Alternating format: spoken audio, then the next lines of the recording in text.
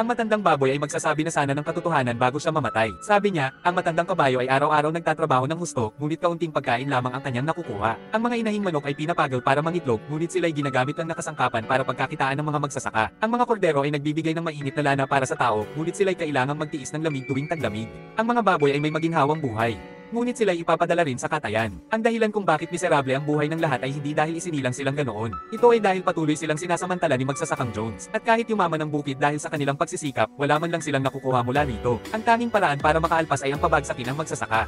Ang tanging paraan para sila'y maging malaya ay ang pabagsakin ng magsasaka. Isang revolusyon ang isinilang sa panawagan ng matandang baboy. At ang mga baboy ay nagtakda ng landas para sa tagumpay upang wakasan ang pagdurusa ng mga hayop. Pagkatapos nilang paalisin si Jones, kailangan nilang sundin ang mahigpit na mga alituntunin. Ang pinakamahalaga sa mga ito ay, gaano man kaliit o kalaki, matalino man o mangmang, may balahibo man o may buhok, lahat ng hayop ay ituturing ng pantay-pantay. Isang makatarungang patakaran na ikinagalak ng lahat. Sila'y umawit para sa mas mabuting kinabukasan.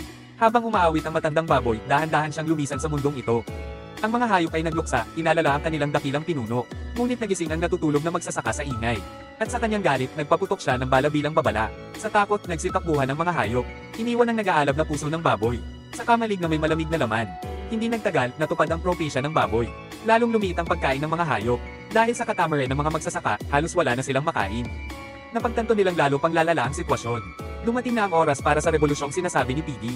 Ang tanging paraan para umasenso ay ang maging sariling amo. Kaya sa pamumuno ni Jack, ang puting baboy, nagsama-sama silang lahat upang gitain ang tarangkahan. Sila'y sumugod sa kamalig ng pagkain. At nagsimulang magpakabusog. Nagising si Jones sa ingay. Iminasiwas niya ang kanyang letigo ng buong lakas. Umaasang luluhod muli ang mga hayop.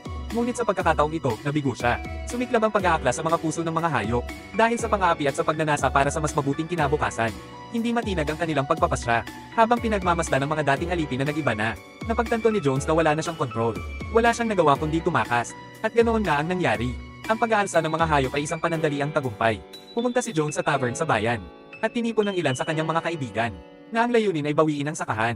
Nakita ito ni Jack at agad nagbigay ng hudyat. At sinimulan ng paghahanda para ipagtanggol ang bukid. Nagsimula ang unang labanan para sa sakahan. Pumasok sina Jones at ang kanyang mga tauhan sa bakuran ng bukid. Si Jack, ang pinuno, ang nanguna. Sinundan siya ng mga hayop. Tanging ang itim na baboy na si Napoleon at ang kanyang mga kasama ang nagtago sa likuran.